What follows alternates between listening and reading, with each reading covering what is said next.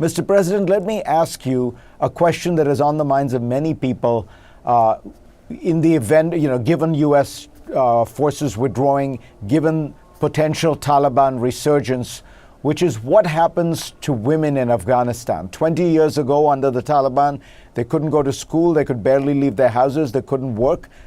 Women in Afghanistan today is a completely different position. There have been massive strides.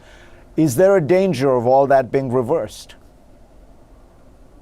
Well, of course, there's a risk, but the women of Afghanistan, I'm very proud of, now speak for themselves, organize for themselves, and have turned into a nationwide movement.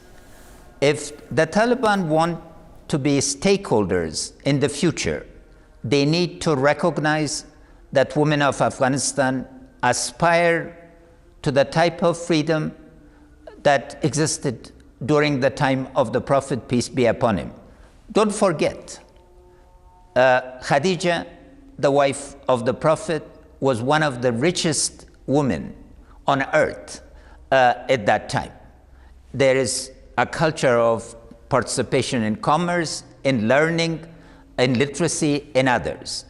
So it's crucial that this gain, and as long as I have the honor of serving Afghanistan, every week, every day, you will see further steps for enhancing the role of the women, in particularly the education of the girls and their vocational capabilities. The women of Afghanistan, the young children, whom I see regularly on presidential grounds, aspire to be presidents.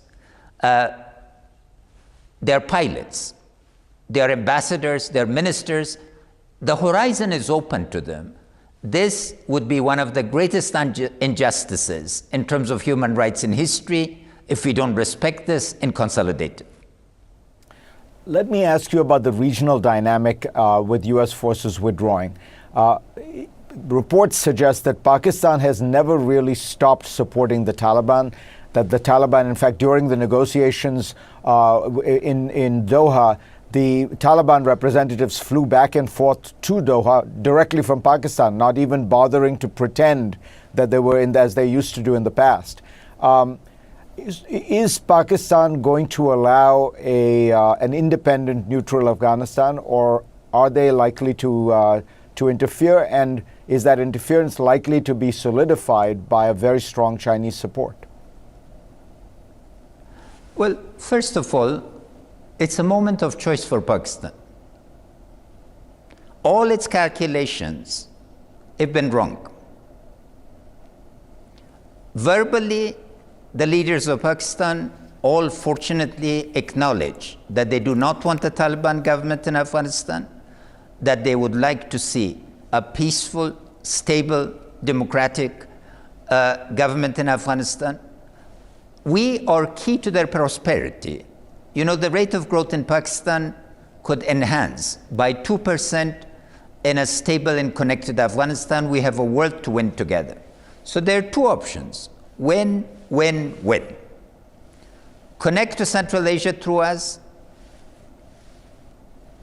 share in the joint prosperity through the Partnership for Peace, gain international credibility and support that they are all in need of, or opt for chaos. The country that would be most damaged by insecurity or a renewed civil war in Afghanistan is Pakistan. And in that case, it'd be a lose-lose-lose proposition. It seems to me clear that Pakistan has chosen to ally with China in the emerging bipolar order. Has China decided that it will support Pakistan unyieldingly? Would China support a Taliban offensive of the kind you just described? No. China is going to have estimated over 16% rate of growth. China, I believe, is not an interventionist power. It does not want to get engaged with military or proxy wars. And Pakistan, in terms of its foreign policy, obviously is hedging between China and other countries. because its reliance on the rest of the region is quite significant. Pakistan can become an anchor of regional stability if it opts for peace in regional cooperation. The discourse of Pakistan has changed.